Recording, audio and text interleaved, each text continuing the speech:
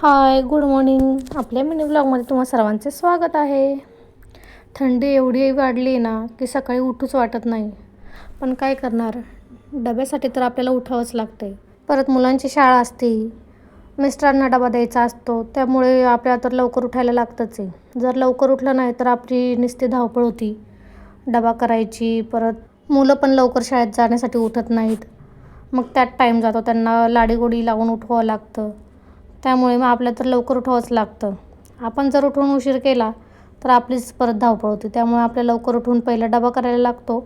मग त्यानंतरनं मुलांना उठून त्यांचं ब्रश, अंघोळ, त्यांच्या शाळेचं आवरून द्यायचं, त्यात वेळ जातो.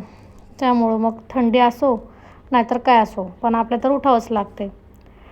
म्हणून मग उठले आणि मग पटकन मिस्टरांचा डबा बनवला. मग ते गेल्यानंतरनं म्हटलं आता पटकन ओटा वगैरे क्लीन करून घ्यावा. थोडी भांडी पडली होती ती पण घासून घेतली. पाणी तर एवढं गार लागते थंडीमुळं, पण काय करणार आता, भांडी तर घासायलाच लागत आहेत. मग त्यानंतरनं परत म्हटलं आता पटकन ओवीला उठवा, कारण का तिच्या पण स्कूलचा टाईम होत आलेला होता. मग तिला जरा लाडीगोडी लावून म्हटलं आता उठवावं. जर लाडीगोडी न लावता उठवलं तर ह्यांची किरकिर सुरू होती, म्हणून मग लाडीगोडी लावूनच उठवावं लागतं. मग त्यानंतर विरा मला मदत करायला लागली हांतरून काढायला. मग ओवीला स्कूलमधून सोडून आल्यानंतरनं विरा खेळत बसली होती. मग त्यावर मी पटकन मशीनला कपडे लावले, ती झाली होती, मग वाळत घातली. मग परत ओवीला स्कूलमधून आणायचा टाईम झाला होता, पण मग विराला तशीच घरात झोपत ठेवली. मग पटकन मी ओवीला घेऊन आले घरी. मग बघितलं तर विरा झोपलेलीच होती. मग त्यानंतर ओवीला घरी घेऊन आल्यानंतर ओवीच्या करामती सुरू झाल्या. कपडे काढली नाही काय नाही की लगेच तिच्या करामती सुरू झाल्या घरी आल्यावर. मग त्यानंतर आम्ही जेवण वगैरे करून घेतलं आणि म्हटलं आता शेंगदाण्याचे लाडू करावेत, म्हणून मग गूळ चिरून घेतलं. गूळ चिरायला घेतलेला बघून त्या दोघी मला गूळ मागायला लागल्या, कारण का त्यांना गूळ खूप खायला आवडतो, म्हणून मग त्यांना गूळ खायला दिला. मग त्यानंतर शेंगदाणे मी भाजून ठेवलेलेच होते, त्यामुळे शेंगदाणे काही भाजायची गरज पडली नाही मला. मग पटकन शेंगदाण्याचा कूट करून घेतला आणि मग त्यानंतर त्यात गूळ मिक्स करून ते बारीक करून घेतले. तोपर्यंत तर ह्या पोरींनी बाहेर एवढा पसारा घातला होता, पण म्हटलं जाऊ दे, नेहमी त्यांचं नेहमीचंच आहे. मी काय एक्स्ट्राचं काम करायचं म्हटलं की यांचा बाहेर पसारा घालून द्यायलाच लागतो.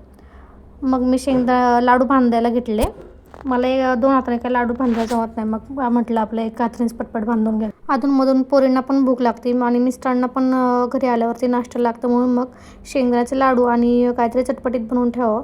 मग मी हे रव्याचे ट्रायंगल्स केले होते चटपटीत. एवढे भारी झाले होते ना की एकदम टेस्टीच, म्हणजे खूप मस्त लागत होते चटपटीत. त्याचा मसाला तर एवढा मस्त झाला होता ना. शक्यतो बरेच लोक आता मैद्याचं खायला नकोच म्हणतात, तर त्यांच्यासाठी हा बेस्ट ऑप्शन आहे. रव्याचे ट्रायंगल्स एवढे मस्त होतात ना, तुम्ही पण नक्की ट्राय करून बघा. जर तुम्हाला याची रेसिपी पाहिजे असेल तर नक्की कमेंट करून सांगा, मी याची रेसिपी तुम्हाला टाकते.